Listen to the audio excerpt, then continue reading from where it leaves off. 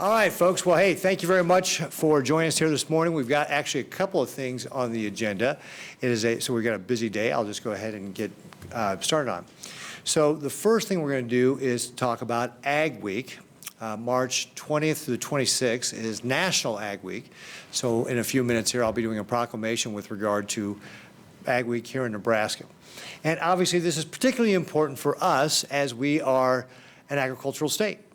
Agriculture is our #1 industry. It's the heart and soul of what we do. It's about 1 in 4 jobs in Nebraska is tied to agriculture, and it's about 20% of our overall state economy. And last year, we saw that ag exports were just through the roof. It was a phenomenal year. In fact, we set a record for beef exports from Nebraska, $1.81 billion in beef exports. That was 40% higher than 2020 and 25% higher than the previous high year, which was 2018. So great year for beef exports, but it was also a great year for corn and soybeans as well. So we don't have Nebraska-specific numbers for those exports, but nationally, corn exports from the United States were up 102% last year, and soybean exports were up 8%. In fact, those corn exports, we had more corn exported in 2021 than 2020 and 2019 combined. So a fantastic year for corn exports. And here in the state of Nebraska, we do know that we produce a record 1.85 billion bushels of 1.85 billion bushels of corn and 351 million bushels of soybeans. So records for both of those. And sorghum, for example, also had a great year. Sorghum was up 45%, 19.8 million bushels. So that is all tremendous success, and we want to continue to build upon that as we go into 2022. And in fact, USDA is predicting that 2022 will be an even bigger year for ag exports. So that's all wonderful. Now, that success, however, is only made possible because of all the people that contribute to that success in agriculture. And while oftentimes when we think about agriculture, we think about our farmers or ranchers, specifically in production agriculture, there's a whole host of other careers and available in agricultural and natural resources that contribute to that success in agriculture. So if you think about it, all the other folks that go into it, whether it's in the field of manufacturing or science or you name it, different career fields such as being a microbiologist or an entomologist or an ag aviator or a diesel mechanic or a machinist or a welder or a elevator operator, a veterinarian, a butcher. I mean, just think about all the different careers that are available that are related to agriculture, that are part of what keeps our state going. One of the great groups that we have that helps train those young people is FFA. In fact, FFA now has over 11,000 members and over 200 chapters. And a number of the guests we have up here today are helping not only with agriculture, but with promoting FFA, in fact, scholarships and so forth. So we do have some speakers that are going to be talking about agriculture here today that help us with all this great success. First of all, we got Steve Wellman, who's the Director for Agriculture in the state of Nebraska. He is actually not speaking today. That's the way it goes. That's the way it goes. I did Pure Nebraska earlier. He did Pure Nebraska earlier today. So Steve's getting still opportunities. But we got Mark McCarg, who is the president of the Nebraska Farm Bureau. We have Andy Jobman, who's the president for the Corn Growers Association. Stephanie, we're going to get to you in just a second, but I'm going to skip over you for a moment to get to Ken Hers, who's president for the Nebraska Cattlemen. And then we've got Stephanie Beasley, because she is our director for the DHHS, Department of Health and Human Services, Children and Family Services. And we're going to be talking with Stephanie a little bit later about Social Worker Month. So we'll get to that in just a minute. But we've got some great guests here talking about agriculture. We continue to see strong investments in agriculture here in our state. So, for example, last November, Schooler announced that they were going to expand their facility in Seward and investing $75 million there to create 80 more jobs. In December, Sustainable Beef in North Platte got their permits to start moving forward. That facility will create about 875 jobs. Then in January, we had AGP announce that they're going to be investing in a facility, a soybean processing facility in David City that will handle about 50 million bushels. And then we also have Norfolk Crush in Norfolk, obviously, that is investing about $375 million to create a soybean processing facility that will be able to process about 38.5 million bushels of soybeans. And then I want to give a shout out to Preferred Popcorn. They created a 123,000 square foot facility in Waco that started production this month. So all these exciting investments to be able to have happen here and continue to grow agriculture in Nebraska. So that's our first thing. And then after we're done with the Ag Week stuff, I'm going to have some of our guests speak on that. We're going to switch to the Social Worker Month, and then what we'll do is we'll wrap up with Q&A on those topics and other topics after we get done with all that. So to start with, though, I'm going to turn over to Mark McCarthy, again, President of the Nebraska Farm Bureau, who's going to talk a little bit more about why Ag Week is so important here in Nebraska. Oh, but I'm sorry, I should mention that as part of Ag Week, I'm also going to be doing tours on Tuesday and Friday, hitting a variety of different facilities to highlight the great ag companies we have here in Nebraska. So with that, Mark, I'm going to turn it over to you. Thank you, Governor. Well, thank you for being here. Mark McCarthy, President of Nebraska Farm Bureau, and we are really excited that it's National Ag Week. Being an ag producer myself, a fourth generation in Merritt County, it's just exciting that we're setting aside a whole week, both nationally and in Nebraska, to celebrate what agriculture brings to the state. So to do that, as you can see, I don't have a jacket on. That wasn't by accident. I didn't wake up this morning and just happened to look at my calendar. Oh, I missed my schedule. Our Nebraska Foundation is spending a whole week celebrating ag and helping educate both Nebraska and nationally about the value of agriculture. And so to help do that, they've developed these t-shirts. It talks about growing food, growing Nebraska, and we have a special t-shirt for the governor and Steve Wellman. And so kind of the strategy behind this is that we've challenged, we've sold about 500 of these t-shirts.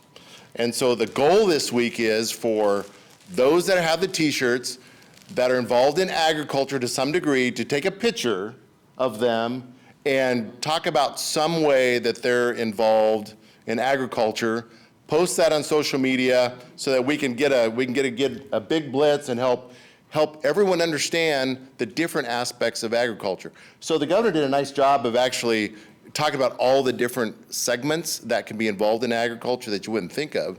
So we expect people to be wearing, for instance, if the governor wore the t-shirt, how would the governor be representing agriculture?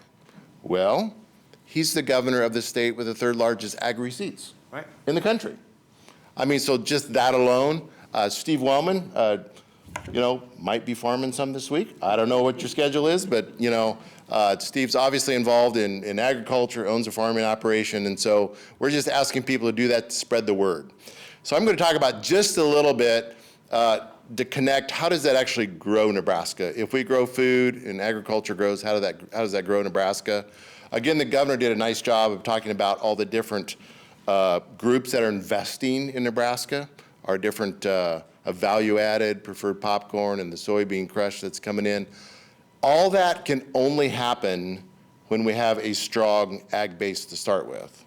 So if we didn't have a strong ag base, those types of companies would not be coming in and actually siting in Nebraska, developing jobs, and so on and so forth. But on the farm, if you want to take it just on the farm, when agriculture on the farm does well, when my farm does well, I grow hogs, corn, popcorn, when that does well, I invest more in different supplies for my farm.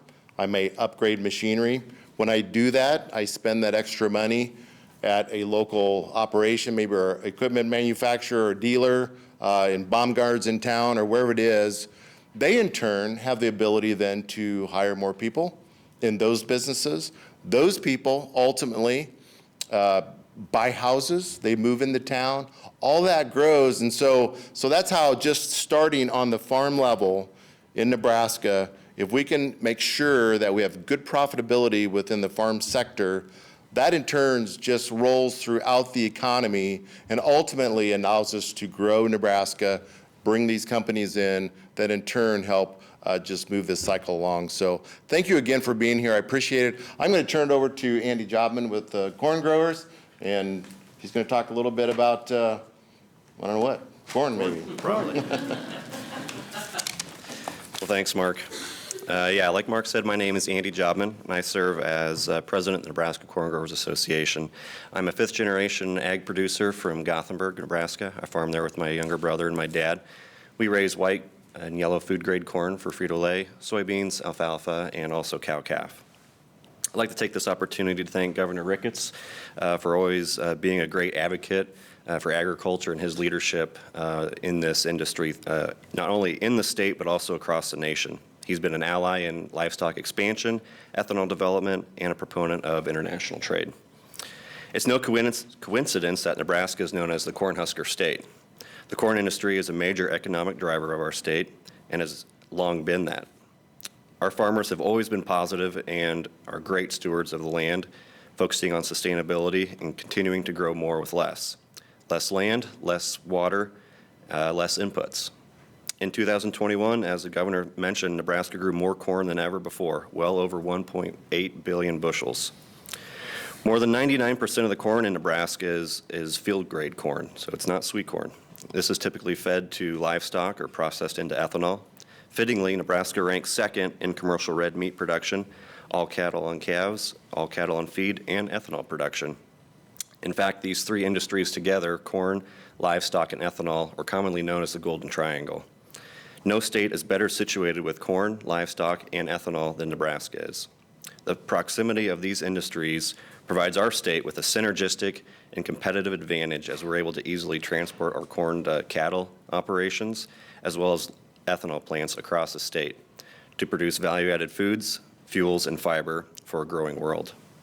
Farmers by nature are problem solvers. Agriculture is sometimes portrayed as a problem when in actuality we're a great solution.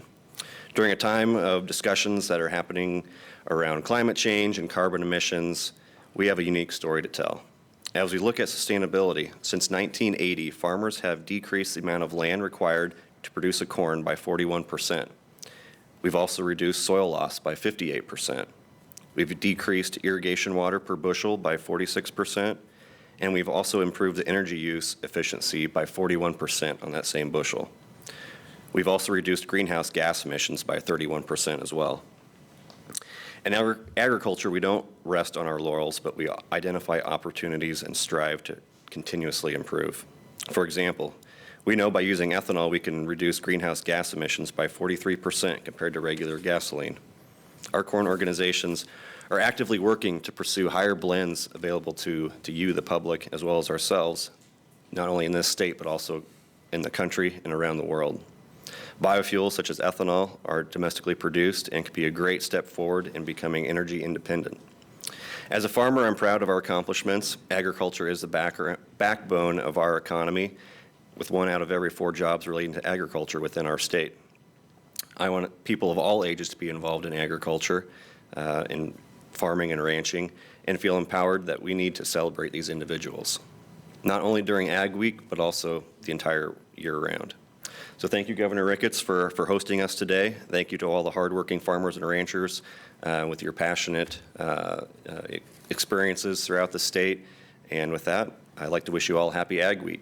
And I'll turn it over to Ken with Nebraska Cattlemen.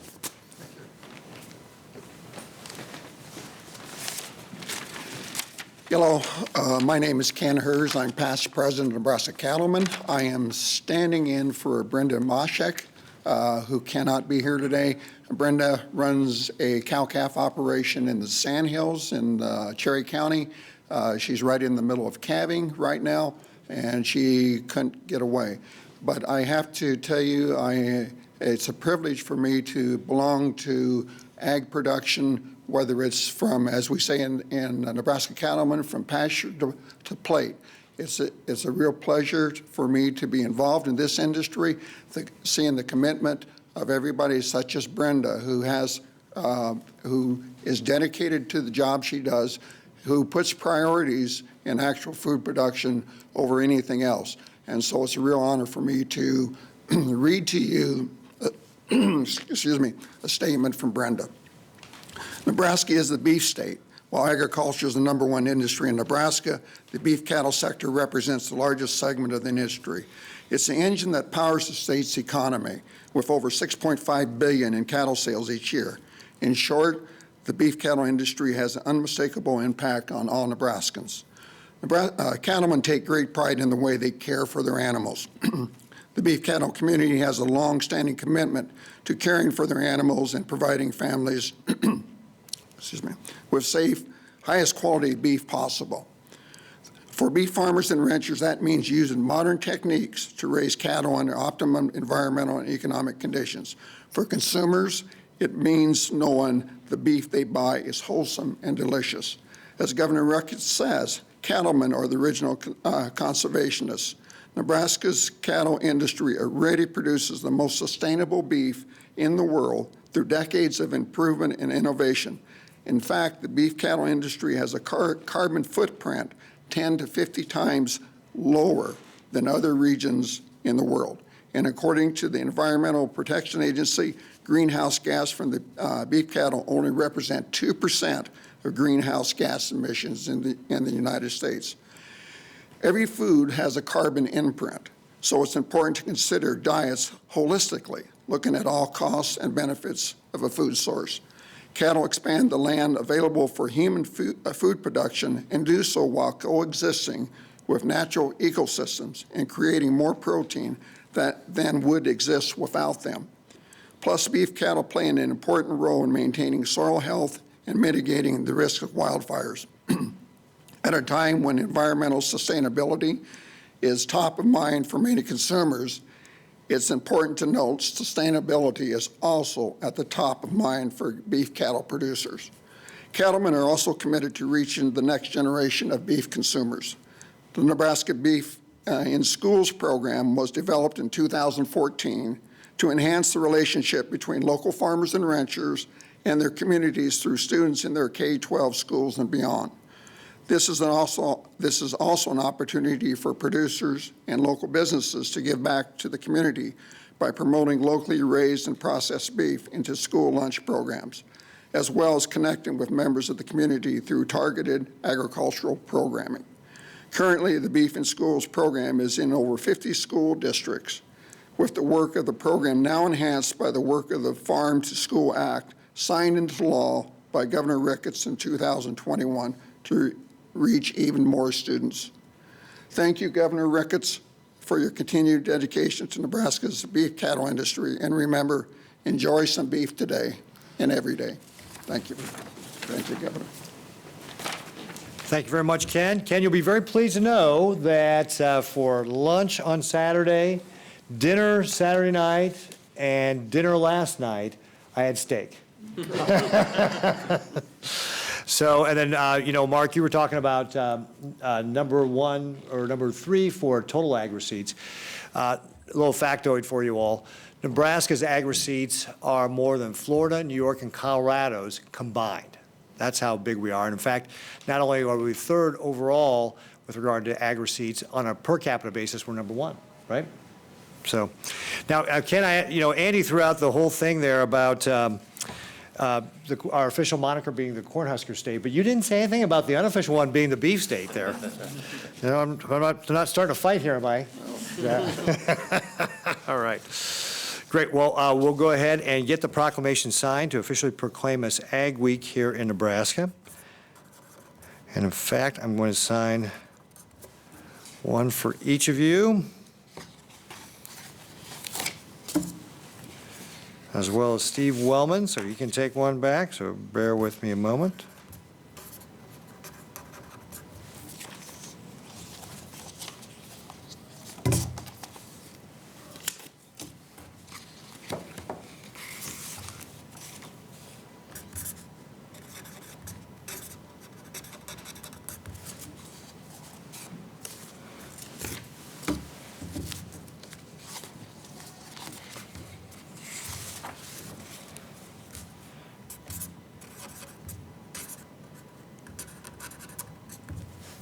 All right.